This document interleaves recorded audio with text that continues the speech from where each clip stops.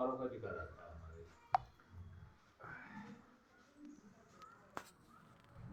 और 16 संस्कारों में से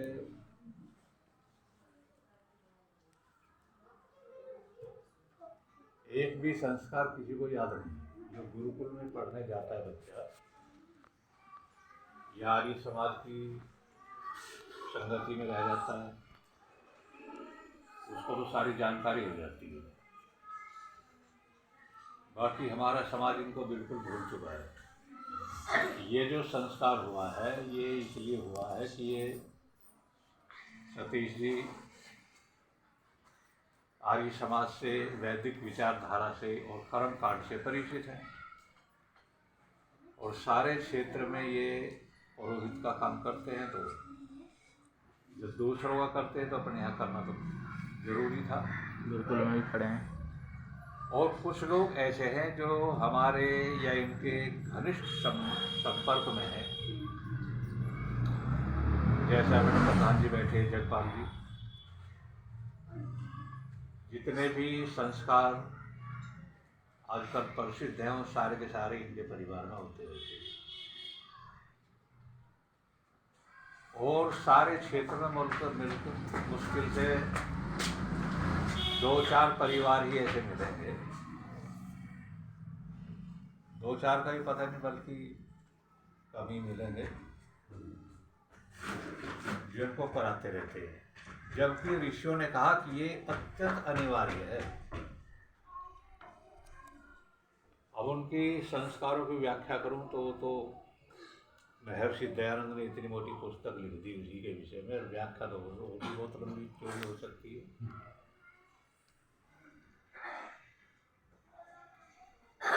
जब ये बच्चा पैदा होता है, कोई भी बच्चा जब पैदा हो तो देखो ऋषियों की तरफ ध्यान दो। ऋषियों ने क्या कहा, जिस दिन बच्चा पैदा हो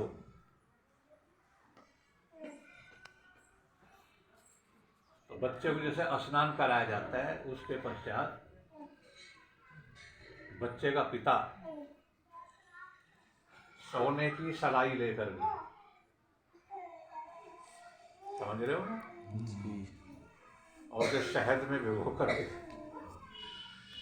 और बच्चे की जीभ पर लिखे ओम।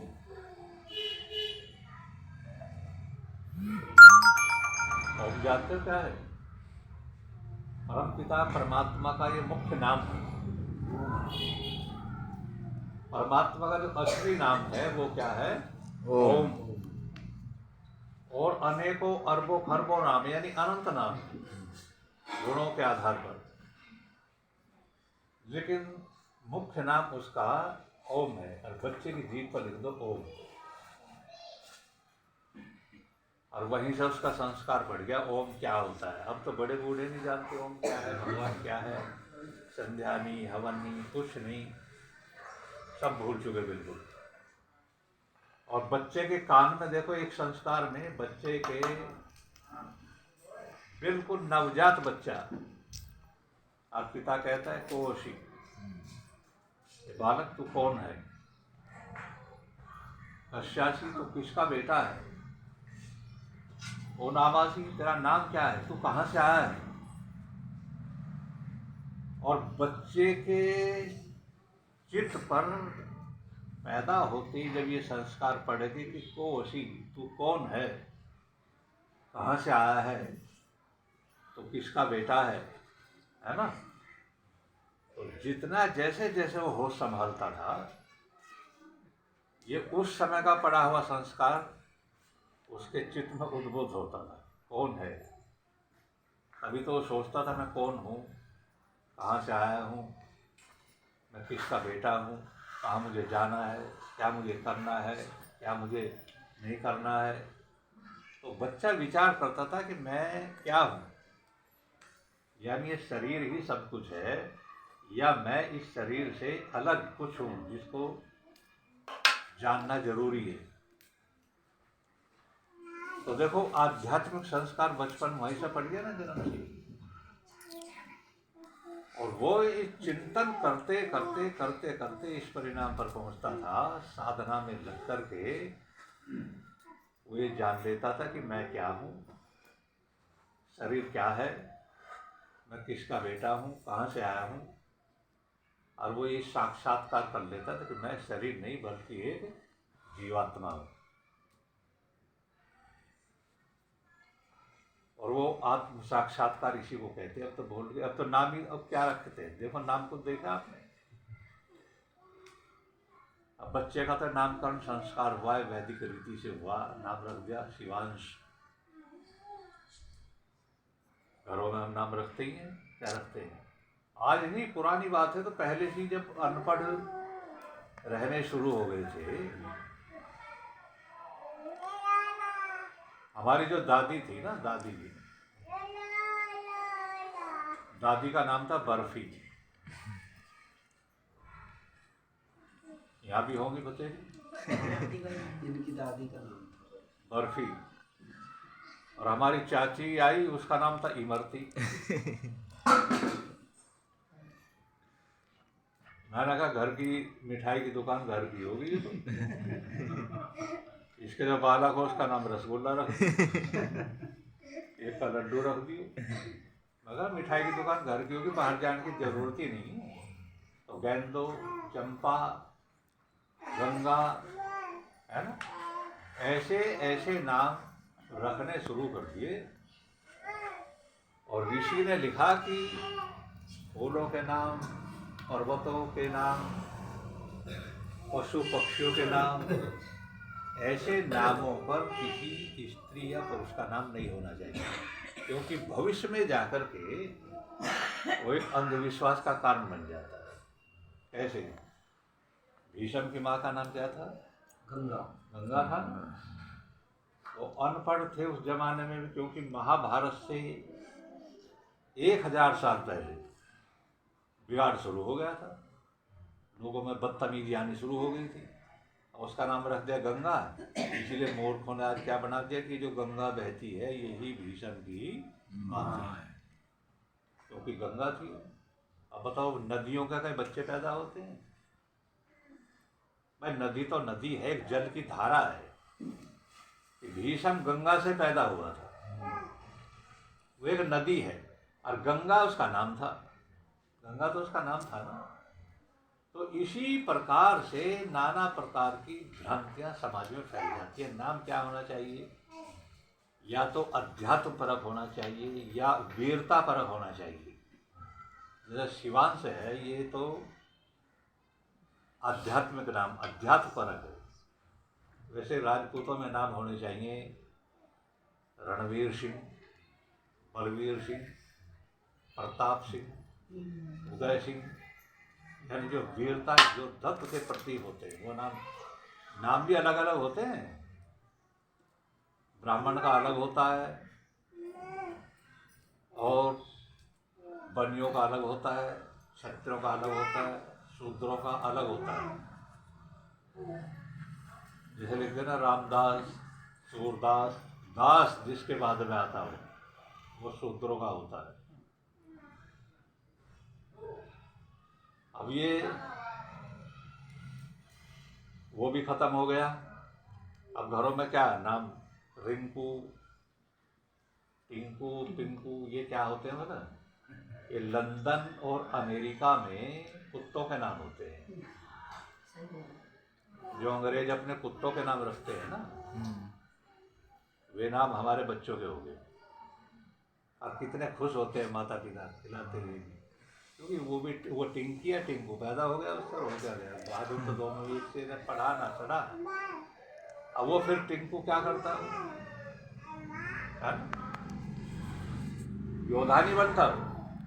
आप एक बात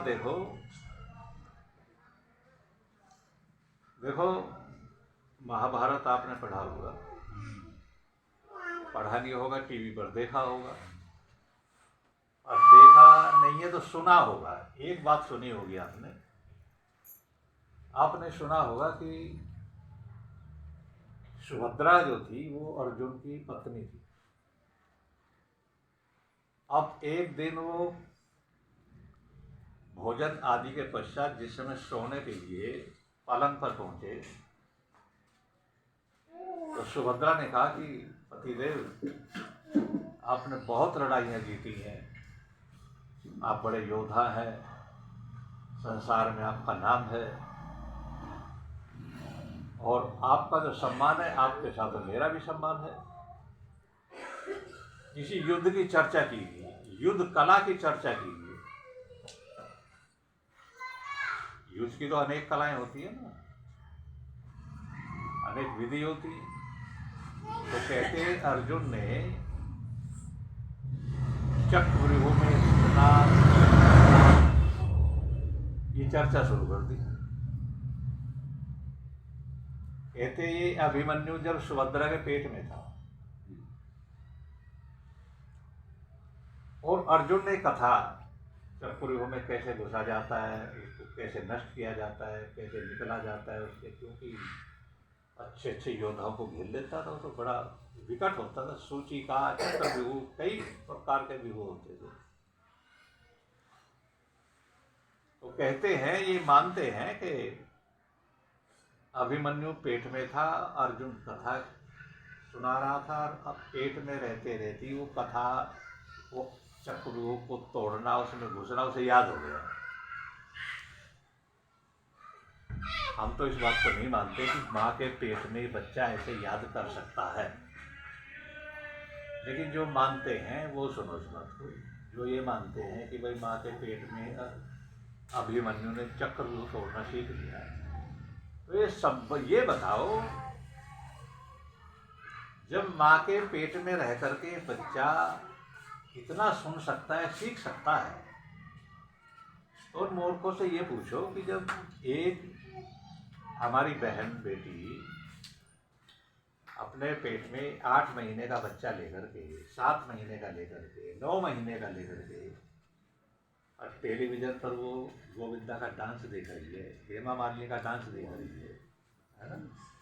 तो बताओ, जब अभिमन्यु चक्रव्यूह तोड़ना सीख सकता है, तो यहाँ जो पेट में 9 महीने का बच्चा लेकर के टेलीविजन देख रही है, वो क्या सीखेगा? सीखेगा नहीं सीखेगा?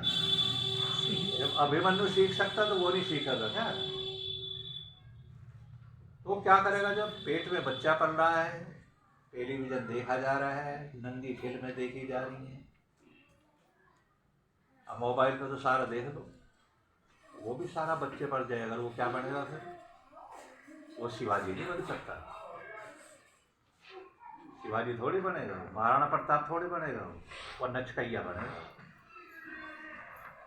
एक जमाना वो भी था जब ये जो देखो सेना में जब बैंड बजता है ना, सेना में युद्ध के समय बैंड बजता है, युद्ध के समय जब बाजा, एक बार देखा हमने 72 में, हम पूरे जवान थे, तो बांग्लादेश के साथ जब दोनों पाकिस्तानों का आपस में युद्ध हो गया था ना, पूर्वी पाकिस्तान पश्चिमी पाकिस्तान, तो इंदिरा दोनों के बीच में घुस गई, उसने पूर्वी पाकिस्तान का पक्ष लिया, तो सेना गई। मैं मेरठ पढ़ता था, जब मेरठ में एक दिन जब बाजा बजा ना, मेरठ की चली वहाँ से युद्ध का बाजा बजा, तो ये ऐसा लग रहा था जैसे कुर्सी भी कांप रही है, कुर्सी भी नाच रही है, सूखी पकड़ी पड़ी हुई लकड़ी भी जैसे नाच रही है, इतना जोश आ जाता है, ऐसा जोशीला बाजा बजता है। तो उस बाजे को सुन करके जोश उसी को तो आएगा ना जिसके अंदर कुछ थोड़ा बहुत होगा, कल को थोड़ी आएगा। अब क्या देख रहे हो तुम? अब जो बच्चा 6-7 साल का होगा ना, तो बाजा सुन करके नाचना शुरू कर देता है। दोनों बच्चे नाचते हैं, नहीं नाचते जी।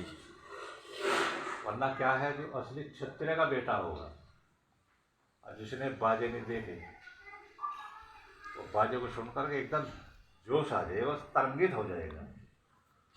अब जो वैसी हो रहा था वही नाचना शुरू कर देगा, बाजे भी नाचते, जब यहीं देख लेना, खूब देख लेना, जब भी बाजे बजते, क्योंकि वैसे ही संस्कार पड़ा हुआ ना। ये राजा भोज का नाम सुना होगा आपने, एक बड़े प्रतापी राजा हुए, बहुत विद्या प्रेमी और प्रतापी। उनके राज में क्या हुआ कि जैसे ये अब दशहरा मनाते हैं ना, और दशहरे को कहते हैं रावण मरा था, है ना। ये बात तो देखो बिल्कुल झूठ है। ये बात मान करके चलना कि रावण जो मरा था चैत्र के महीने में मरा था, और रावण को मार करके तुरंत ही रामचंद्र जी अयोध्या में वापस आ गए थे, और चैत्र के महीने में ही वनवास हुआ था। चैत्र के महीने में वनवास हुआ था राम को। रामायण पढ़ लेना, वाल्मीकि रामायण। और भरत ने ये कहा था कि चल अब तुम वापस नहीं चलते तो एक बात याद रखना कि 14 साल से एक दिन भी फालतू नहीं हो जाना चाहिए। 14 वर्ष पूरे होती अयोध्या में आ जाना। तो जब रावण मरा है उससे तीसरे दिन ही रामचंद्र जी अयोध्या पहुंचे। चैत्र में वनवास हुआ था, चैत्र में रावण मरा था, चैत्र में वो यहाँ गए थे। अब दशहरा मनाते हैं, असोज में मनाते हैं। अब चैत्र और असोज को कितना अंतर है। दिवाली मनाते हैं 20 दिन के बाद, कि 20 दिन के बाद आए वहां से रावण को मार करके 20 दिन के बाद। ये रामायण में कहीं नहीं दिखा। हम दावा करते हैं बिल्कुल झूठ है, चैत्र का महीना वहां दिखा था। लेकिन ये अब क्या किस रूप में मनाते हैं, ये इस रूप में नहीं मनता था। ये जो दशहरा है, आप जानते हैं कि पहले वर्षा तो बहुत घनघोर होती थी, बहुत ज़्यादा। आपको भी याद है, मुझे भी याद है, बच्चों को तो पता भी नहीं होगा उसका। उस जमाने में 8-8 दिन तो सूरज दिखाई नहीं देता था, रात दिन जल बरसते रहते थे। तो उसके बाद में जो वर्षा जब होती थी तो वर्षा के दिनों में आना जाना भी बंद, व्यापार बंद, आना जाना भी बंद, क्योंकि इतनी सड़कें और ये बाईपास ये थोड़ी बने हुए थे, वो भी बंद। और राजा एक दूसरे पर जो आक्रमण करता था वो भी बंद, क्योंकि चारों तरफ जल भरा हुआ होता था, कीचड़ हुई होती थी। तो उन दिनों लोग सोचते थे कि भाई अब और तो काम है नहीं, तो घर घर बैठ करके संध्या हवन, और गंगा के किनारे जो साधु संत रहते थे उनके पास जाकर के वेदों की कथा सुनते थे। और उन्हीं के पास किसी श्रावण का नाम श्रावण इसीलिए पड़ा क्योंकि उसमें वेद शास्त्रों को सुना जाता था। और जब वो सब कुछ बंद हो जाता था दशहरे पर आकर के, व्यापारी अपना व्यापार का काम संभाल लेते थे और क्षत्रिय अपने शस्त्रों की तैयारी कर लेते थे। घोड़ों को दौड़ाते थे, हाथियों को दौड़ाते थे, तलवार को साफ करते थे, जितने भी शस्त्र थे सबकी सफाई करते थे। यही शस्त्र पूजा होती थी। घटते घटते अब लाठी में बात आ गई, बस ज़्यादा से ज़्यादा लाठी धर दे, गोधन के दिन में लाठी धर दे, तो लाठी भी नहीं रही धरो ना, वे भी खत्म हो गई। तो ये दशहरा होता था। तो इस दशहरे के दिन जो थे, राजा भोज ने सेना को आदेश दिया कि घुड़सवार घोड़ों को ले जाओ, हाथी वाले हाथियों को ले जाओ जंगल में इनको, क्योंकि अभ्यास छूट गया बारिश में पड़े पड़े, इनकी प्रैक्टिस कराओ।